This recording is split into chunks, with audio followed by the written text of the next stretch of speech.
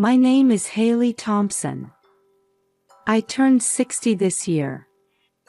I live alone in a quiet suburban neighborhood outside Chicago. My husband George passed away 5 years ago, and since then, I've been spending peaceful days in this big house. My daughter Mary is 35. She has a kind personality like me, but she's much prettier. Her brown curly hair and big blue eyes always charm those around her. Mary's husband Jacob is 37 and works as an IT consultant. When I first met him, I thought he was a dependable person, tall and handsome. And then there's my precious grandson Jack. Now 8 years old, he inherited Mary's eyes and Jacob's stocky build. I love his curiosity and how he's always eager to learn new things. 2 years ago, when I heard they were moving to Europe for Jacob's work, I was honestly heartbroken. But wanting the family to be happy, I sent them off with a smile.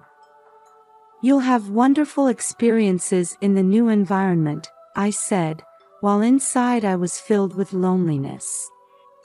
These days, my routine is busy with part-time work and volunteering at the local community center. I work 3 days a week at the Maple Grove bookstore, organizing books and helping customers.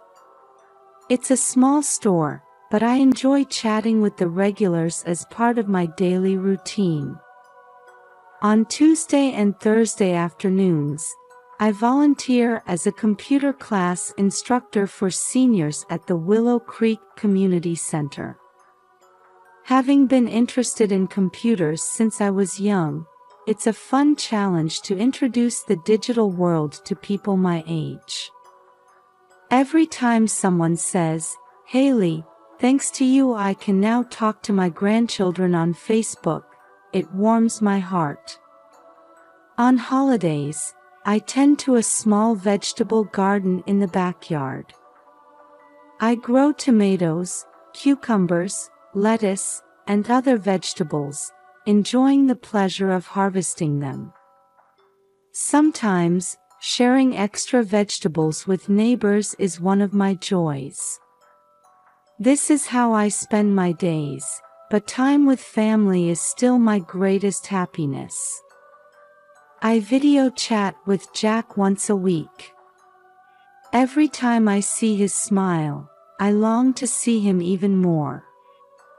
But out of a desire to support their new life, I try to hide my loneliness. Today, another busy day is about to begin. After finishing my morning routine, I headed to the mailbox and noticed a package with unfamiliar foreign stamps. The sender's name was written in Jack's childish handwriting. I couldn't help but smile. Oh my, a present from Jack. My heart warmed. With only a week until Thanksgiving Day, I'm sure they're busy preparing for the holiday over there, but the thought that he remembered me brought tears to my eyes. I carefully picked up the package and sat on the living room sofa. Suppressing the urge to open it right away, I decided to call Jack first. Considering the time difference, it should be dinner time there. Although it's not our usual weekend video call time, I decided to call, thinking it was a special day. As the phone rang, my heart started beating a little faster. What if I'm interrupting them at a busy time? The thought crossed my mind. "Hello, Grandma." Jack's voice came through. "Jack, how are you? Grandma received a lovely present today." "Oh, it arrived. That's good. Did you open it?" Jack's voice lacked its usual energy. It sounded a bit dark, almost tense. "Not yet. Jack, Want to tell me what kind of present it is? Yes. I made it to show how thankful I am for you, Grandma. Open it and be surprised. There was something off about Jack's words. Usually, he'd be more excited talking about this. But now, it's as if he's speaking in a low voice, trying not to be overheard. Jack, did something happen? I couldn't help but ask. And no. Nothing happened. I'm just tired. His words increased my worry. Jack's tone and way of speaking seemed different from usual. But I decided not to push further. Maybe he's just having trouble adjusting to the new environment. I see. Jack, remember, Grandma is always on your side. If anything happens, you can always talk to me. Yes, thanks, Grandma. After hanging up, I sat on the sofa for a while, replaying the conversation with Jack in my mind. Something felt off, but I couldn't put it into words. Looking at the package in front of me, I suddenly felt afraid to open it. Was it because of Jack's strange behavior? Or was I just overthinking things? Taking a deep breath, I reassured myself. It's okay, I'm sure it's a lovely present. I reached out and slowly began to unwrap the package. My fingertips were trembling slightly. With mixed feelings of expectation and anxiety, I faced Jack's present. Before looking at the contents, I took another deep breath. Now, what could be inside? Carefully opening the wrapping paper, a handmade card and a small picture book appeared. The card read, "Thank you always, Grandma," in Jack's clumsy handwriting. I couldn't help but smile.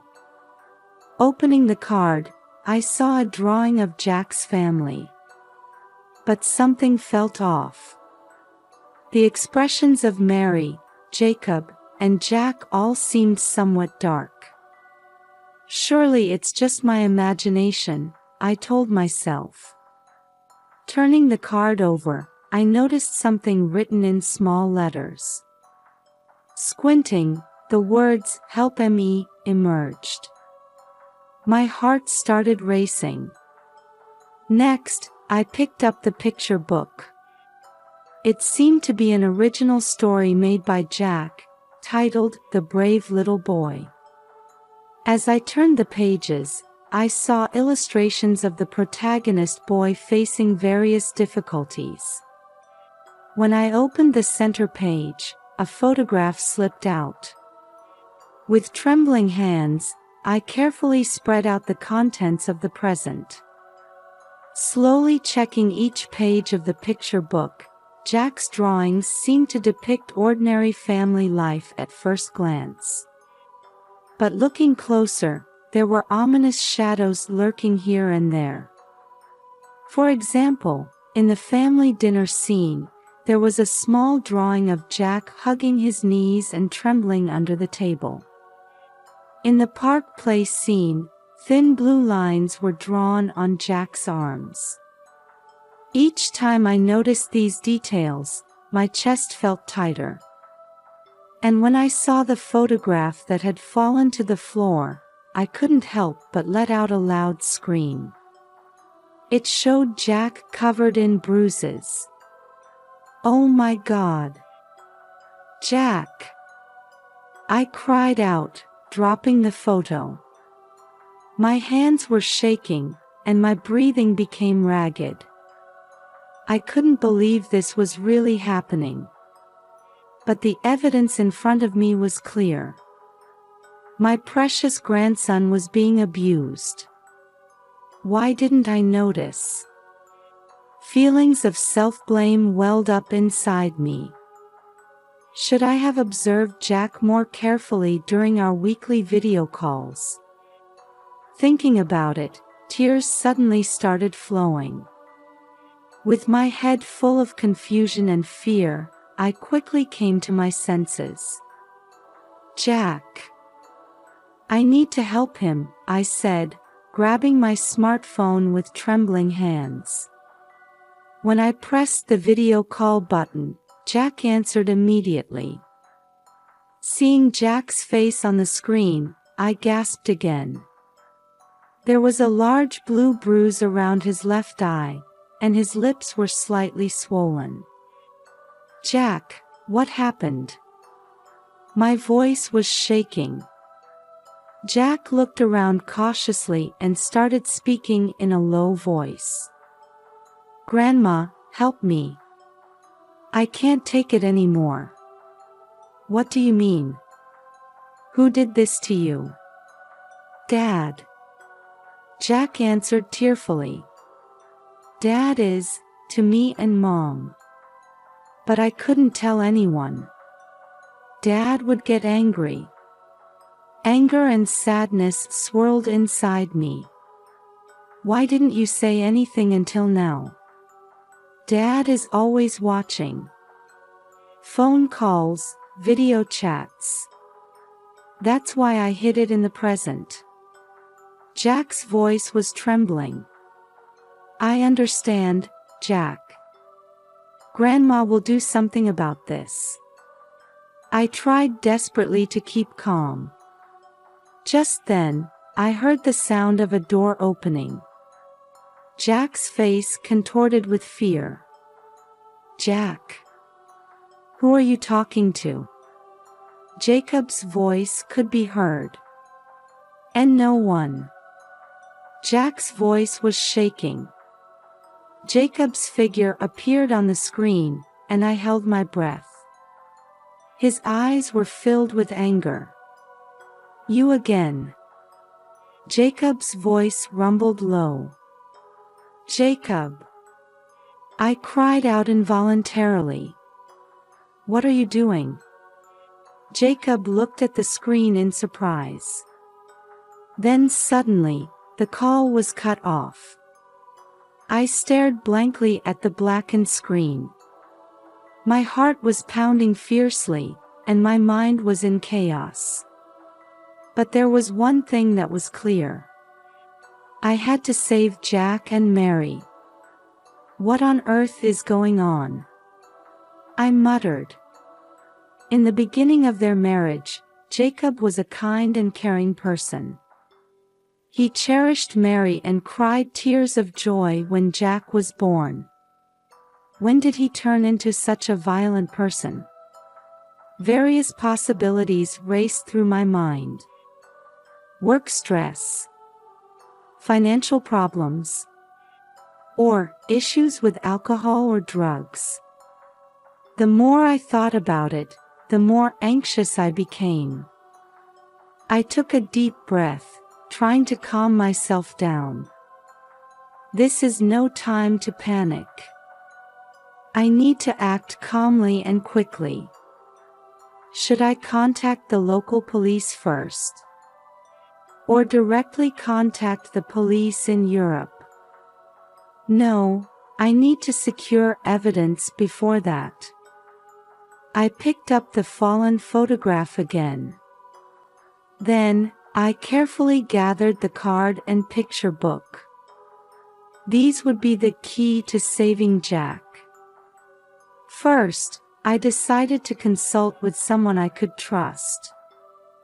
Sarah, my longtime friend and retired lawyer, should be able to give me proper advice. She should be familiar with international legal issues. While calling Sarah, I was thinking about Jack again. His brave action revealed this situation. How much fear did he have to fight against in his small body to send this SOS?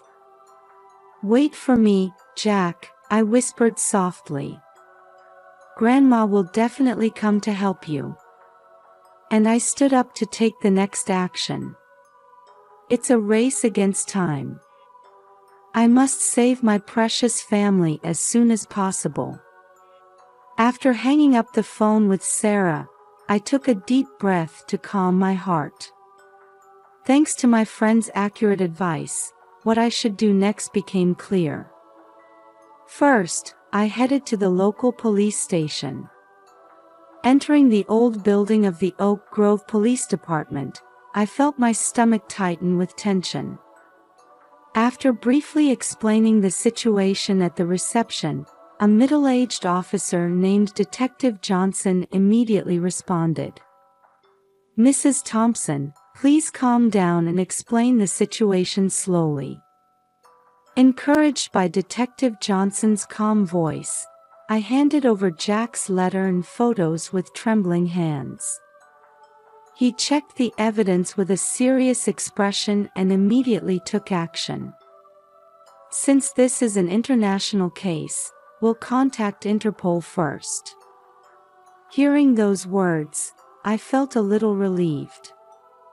Detective Johnson talked on the phone for a long time, occasionally asking me questions for confirmation. After about an hour, he finally hung up. "Mrs. Thompson, Interpol will take action. They'll also contact the local police." I let out a sigh of relief at those words. However, I still can't relax completely. "But Jack and the others are still in a dangerous situation," I pleaded. Detective Johnson nodded understandingly and said, "Let's contact the local child protection services as well," before picking up the phone again. I sat on a plastic chair in the police station, trying to suppress my restless feelings. As the clock hands slowly moved forward, I continued to pray for Jack and the others' safety. Suddenly, my smartphone vibrated. It was a message from Jack. "Grandma, I'm scared. Dad is angry again." I immediately showed the screen to Detective Johnson. He promptly started contacting Interpol again. Meanwhile, I replied to Jack. "It's okay, Jack. Help is coming. In case of emergency, call 112. There was no reply from Jack, but the message was marked as read. About 30 minutes passed. Detective Johnson's phone rang, and he continued the conversation with a serious expression. After hanging up, he turned to me. "Mrs. Thompson, the local police have moved. They're heading to your daughter and grandson's house now." My heart was beating violently. Are Jack and the others safe? Or... Another 20 minutes passed, and the phone rang again. After hanging up, Detective Johnson smiled at me. "Good news. Mary and Jack have been safely protected. Jacob has been arrested and is being questioned." The moment I heard those words, tears flooded from my eyes. Relief and joy washed over me, and I cried out loud. Detective Johnson gently placed his hand on my shoulder and said, "You did well. Your courage saved your family." That night, I was able to video chat with Mary and Jack. They both looked tired, but knowing they were in a safe place calmed my heart a little. "Thank you, Mom. You saved us," Mary said tearfully. Jack also said in a small voice, "Thank you, Grandma." I was filled with the desire to hug them through the screen. "It's okay. You're safe now. I'll protect you firmly from now on." That night, I couldn't sleep for a long time. I still have endless worries about what will happen from now on. But we've escaped the worst situation. From tomorrow, I must start preparing to welcome Mary and the others to America. I took a deep breath and gradually fell asleep, holding hope for tomorrow in my heart. On the day Mary and Jack were to return to the States, I headed to O'Hare International Airport early in the morning. While waiting in the arrival lobby, I could feel my heart pounding. Finally, I would see my beloved family. It was a complex emotional state, mixing joy with anxiety about the future. When the arrival board displayed their flight's arrival, my heart started beating even faster. And then, among the people coming out of the gate, I finally saw Mary and Jack. "Mom!" The moment I heard Mary's voice, I ran towards them, tears flowing freely. "Mary! Jack!" I hugged them tightly. Jack clung to me with his small body, while Mary was shaking with sobs. "I'm sorry, Mom. I should have asked for help sooner." Mary's voice was trembling. "It's okay, Mary. You're safe now," I gently rubbed her back. In the car on the way home from the airport, Mary began to talk about Jacob's transformation. It started with work stress, then he gradually became dependent on alcohol. After the overseas assignment, his violence escalated due to feelings of isolation.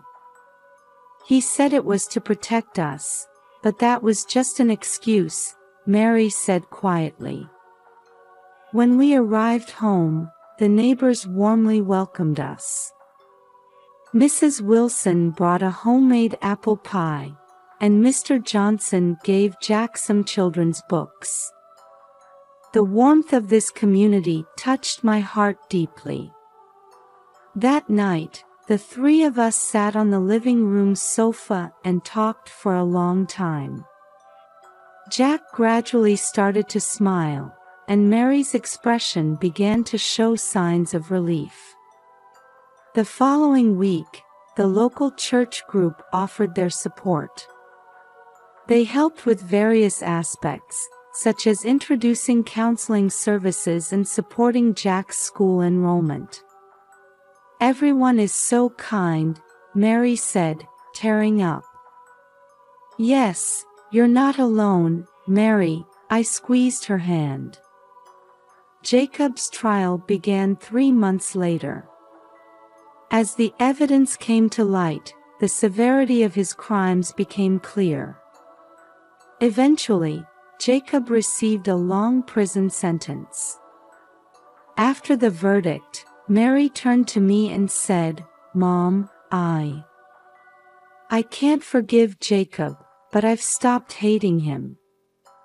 I hugged her and encouraged her, "You're strong, Mary. Let's look forward and live on." As time passed, our lives gradually stabilized. Jack began to fit in at his new school, and Mary started working at a local company. One day during dinner, Jack suddenly said, "Grandma, I'm happy." At those words, Mary and I looked at each other and smiled. "I'm happy too, Jack," Mary gently stroked her son's head. "That's right. We're together. We'll continue to be happy," I said, looking at both of them. At night, alone, I gazed at the full moon visible from the window and reflected on our journey. Having overcome this painful experience, our family has become stronger. And this experience has taught us the importance of family bonds and the courage to take action. From tomorrow, surely various difficulties await us. But we no longer need to be afraid. We have hearts that care for each other and the courage to overcome. George, watch over us. We'll be all right, I spoke to my late husband, looking up at the sky.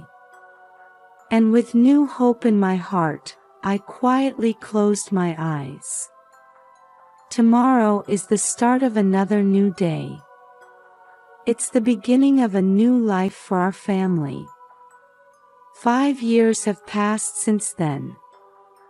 Jack is now an energetic 13-year-old boy, excelling in school. Every time I see his smile, my heart swells with emotion. Mary has started working at a local nonprofit organization, dedicating herself to supporting domestic violence victims. Her strength and kindness have become a pillar of support for many people. Mom, if my experience can help someone, Mary often says. There's no longer a shadow of fear in her eyes. The time we three spend together is an irreplaceable treasure. On weekends, we cook together or enjoy picnics in the park. Through these days, our bond has deepened even further. Jacob is still in prison.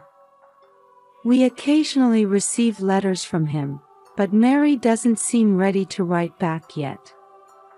Still, she says, someday, for Jack's sake too, I want to reconcile. I quietly watch over her decision. The support from our community has been a great strength. Mrs. Wilson still bakes apple pies for us sometimes, and the church group regularly invites us for dinner. In this warm environment, we are healing slowly but surely. The other day, Jack won first prize in a school essay contest. The theme was, My Hero. He wrote about me. Grandma is my lifesaver, Jack said shyly. Those words brought tears to my eyes. Life often has unexpected trials waiting for us. But I believe that if we walk together with our loved ones, we can overcome any difficulty. Now, the sunset visible from the window is shining beautifully. With each new morning, I feel our future is becoming brighter and brighter. We will continue to protect, love, and support each other. That is the foundation of our happy life.